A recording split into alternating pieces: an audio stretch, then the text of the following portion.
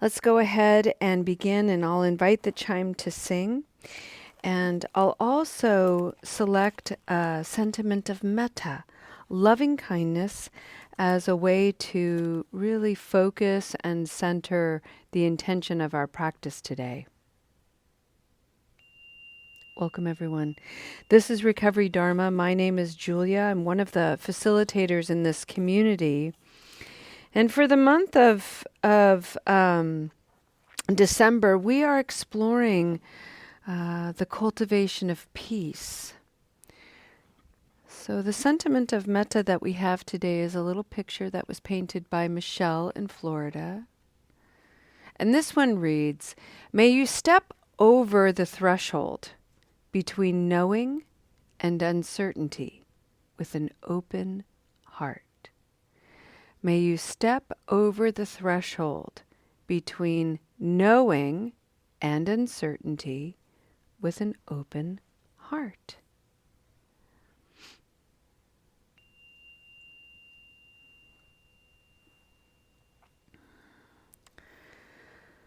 That's actually such a perfect sentiment to initiate this exploration of peace today.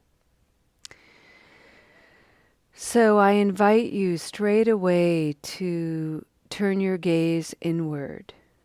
Try to remove as many external distractions as possible if that's the way you'd like to practice today. If you don't, if you are folding your laundry or working, and this is just on in the background, or going for a walk, invite that to be beautiful and perfect. That is your practice for today. And so keep your mind open, keep your mind and your heart soft, and just think about a threshold, a dividing line between your knowing and certainty. I know everything's going to be okay, but just on the other side of that boundary, that threshold, is not knowing and uncertainty, a little bit of doubt. On this end is my confidence. I know everything's going to be okay. I'm certain of it. And the minute I step over that threshold, I'm into an area of unfamiliarity, not knowing, uncertainty, a little bit of doubt.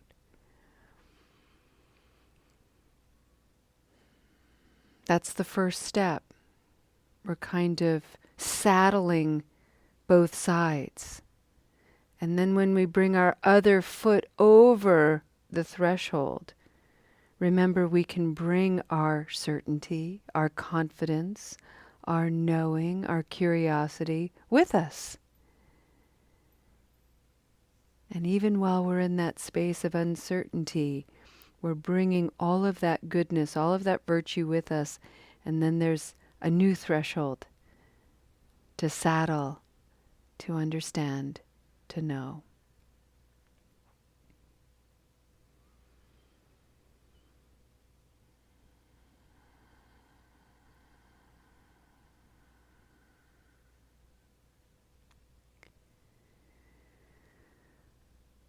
For our practice of cultivating peace, I'd like to share with you some synonyms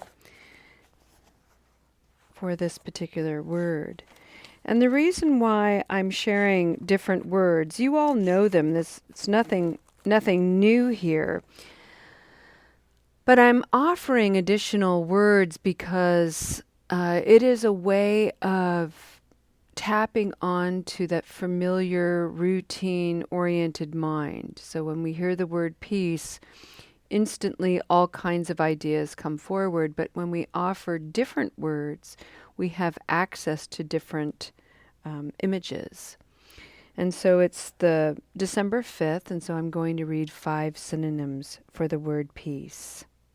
And I'm going to start at the beginning. Tranquility, calm, quiet, harmony, order. Tranquility, calm, quiet, harmony, order.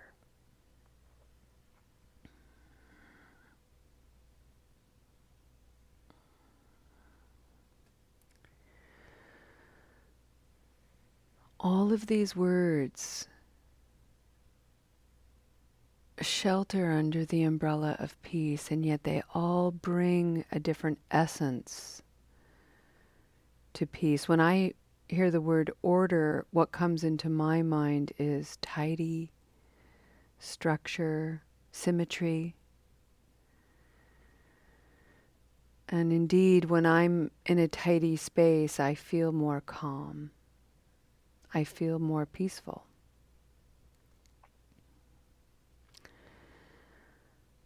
But that may not be somebody else's experience.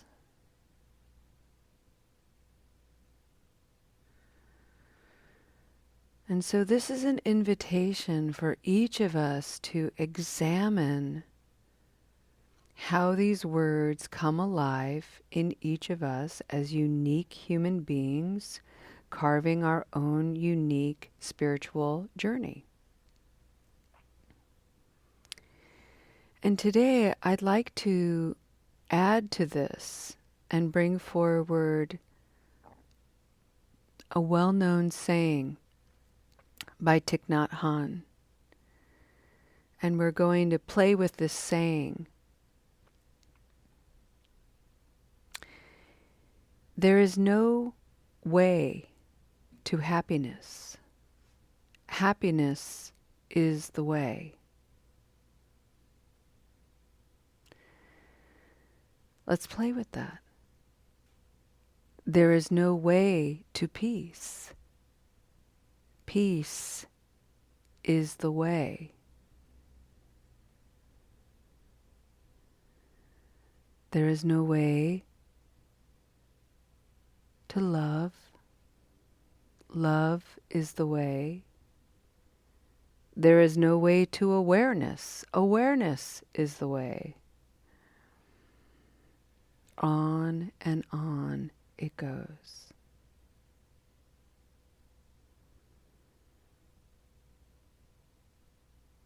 Let's play and include opposites. There is no way to confusion. Confusion is the way. There is no way to fear. Fear is the way. There is no way to envy. Envy is the way.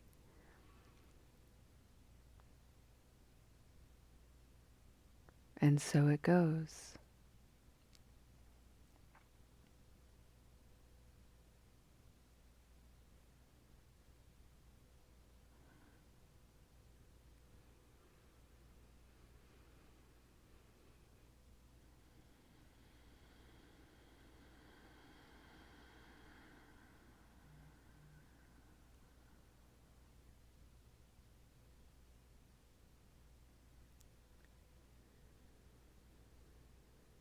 This very simple idea is so profound because it forces us to acknowledge, it certainly forced me to acknowledge that I have a habit of looking for the formula, the recipe. This is the how-tos. Here are the ingredients, you put them together in this particular order, and here's the right outcome. That is the way to whatever outcome it is that I seek.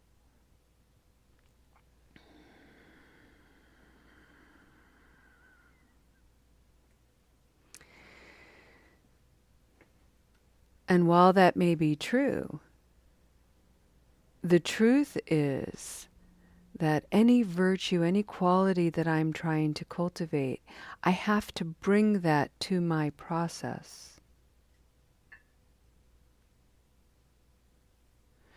And what he's pointing to is, let's use the word peace, is if peace is the way, then what is also the way are all the qualities and all the obstacles that inhibit, limit, block my peace. And so, as much as I want to understand peace as quiet and calm and tranquil and orderly, I also have to acknowledge the opposite of it and know it intimately in my life. I have to be fearless about examining all the ways I'm not peaceful and what are those conditions. For me, nothing destroys my peace more than a state of righteousness in my mind. When I'm right, when I feel right, when I feel like I need to be right, when I feel pressured to prove that I'm right, I'm usually mired in an incredulous feeling, judgmental. I'm pretty closed-minded. I'm pretty closed off in my heart at this time. I don't have a lot of patience for oppositions. I'm right. Period. Full stop. And it's tight and it's hardened and not particularly peaceful.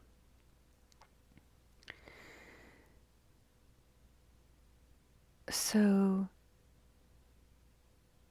to create a way to peace, I can apply the Noble Eightfold Path to all of the qualities, all of the things arising within me that are getting in the way.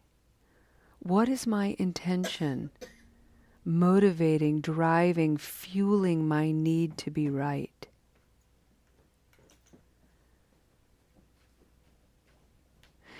Is my intention to make someone else feel bad? Put them in their place? I'm ashamed to admit sometimes that's there for me. Sometimes that's real. Is my intention to be right self-protecting?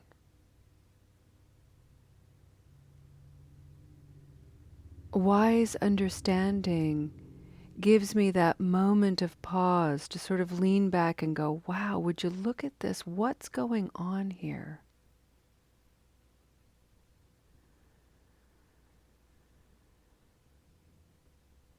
Some wise action could be, I'm going to take some deep breaths.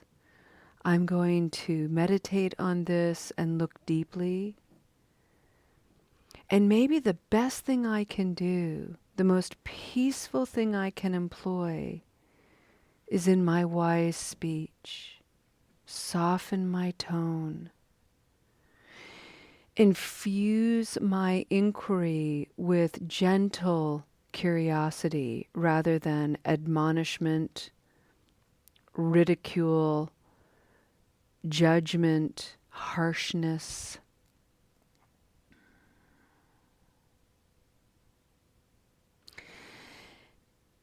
And when it starts to get uncomfortable, I can remember one of the qualities on this Noble Eightfold Path, wise effort. You know, maybe in that discomfort, I can lean into it a little bit, strengthen myself a little bit. At the same time, maybe I discern that it's time to take a break. And I do so on a deep breath, lots of peace, lots of ease, calm.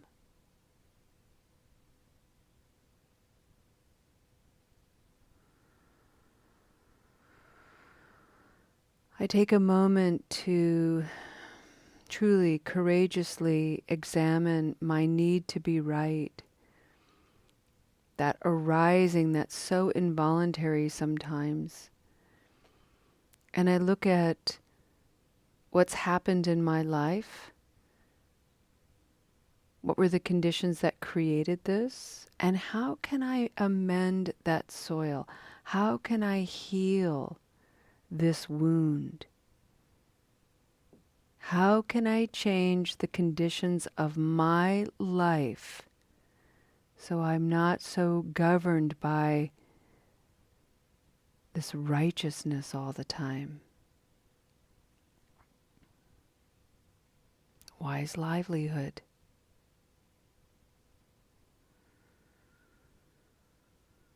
Wise mindfulness, for me, always brings me back to the four foundations. What's happening in my body? How do I feel in my mood? What are the thoughts and stories that may have perceptions that are completely fictitious? Memories. I might be bringing forward memories that are a little bit dusty, a little bit murky, and yet I keep resurrecting them in full glory and full life as if they're as clear in this present moment, but they're not. So I have to concentrate, wise concentration. And all of that, those 8 elements defining the Noble Eightfold Path, is with a spirit and energy of awareness and presence. There's no real striving like, oh, I've got to get to the answer here. Can put all of that down. Breathing gently, beautifully, calm, peace.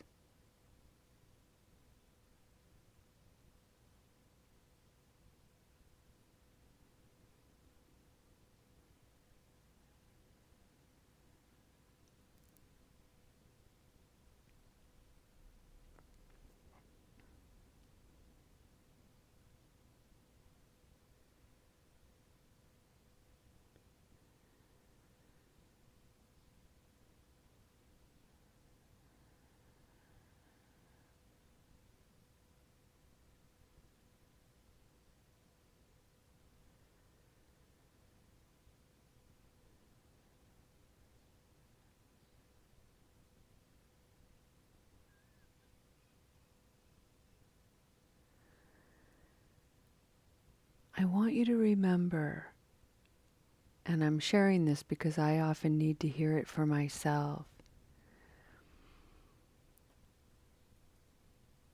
There is no way to peace. Peace is the way. Peace as a limitless quality, as this virtue. It has space for all the things that we judge to be positive and all the things that we judge to be negative, all the things that give us a sense of freedom and space and movement and ease, as well as all the things that make us feel tight and frustrated and angsty. We are invited to understand both of these things from a place that is open, insatiably curious. Would you look at this? Wow.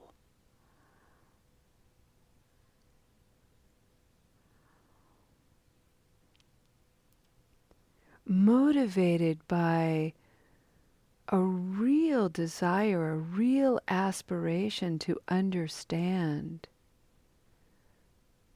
truly for the purpose of creating fewer conditions of harm for myself, for one another.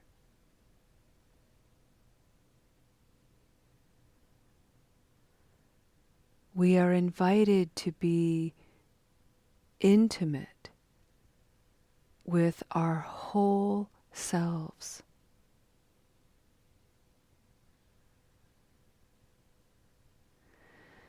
There is no way to peace. Peace is the way. And if you're wondering where we're going, it's simple.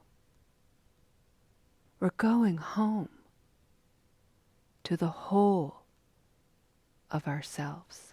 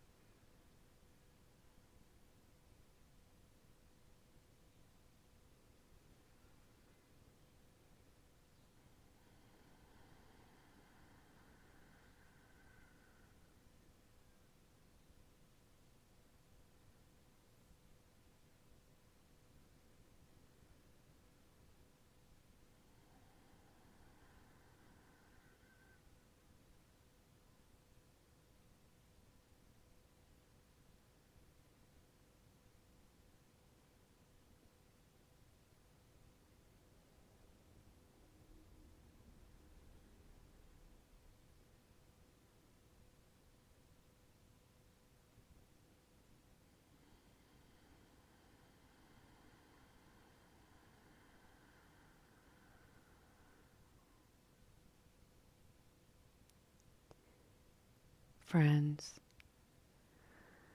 let's conclude our practice today with a breathing mantra series, and we'll do this 3 times. Breathing in, peace be with you. Breathing out, peace be with me. Breathing in,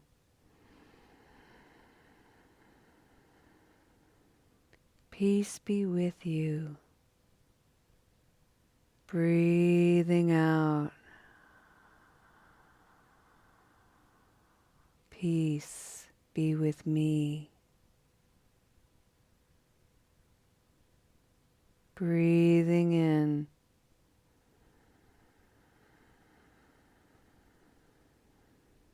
peace be with you. Breathing out,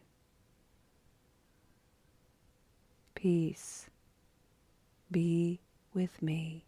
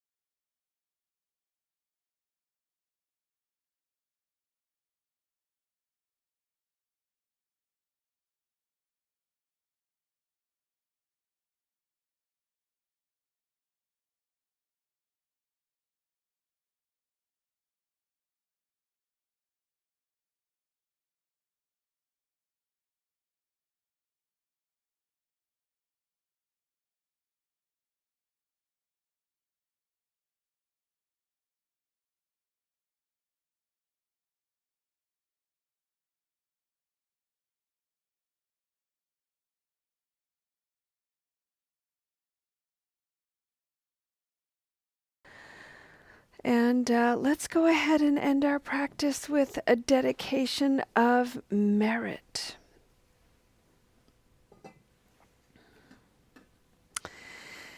And I just invite you to come back into the body. And one of the things that I really love to do about this, in this practice, is I can get really serious about it, and I think about peace and think about sada, heart-led, lead from the heart, radiating peace out from the heart. But I forget, why don't I invite my knees to radiate peace? And for anybody who has knee issues, having a little peace in one's knees would be pretty dang awesome. So let's just take a moment and find 3 obscure places in the body that could radiate peace. So my elbows are a nice place that could radiate peace. I have a very sore right butt cheek. Because I just chronically sitting bad posture when I write. So peace to my right butt cheek.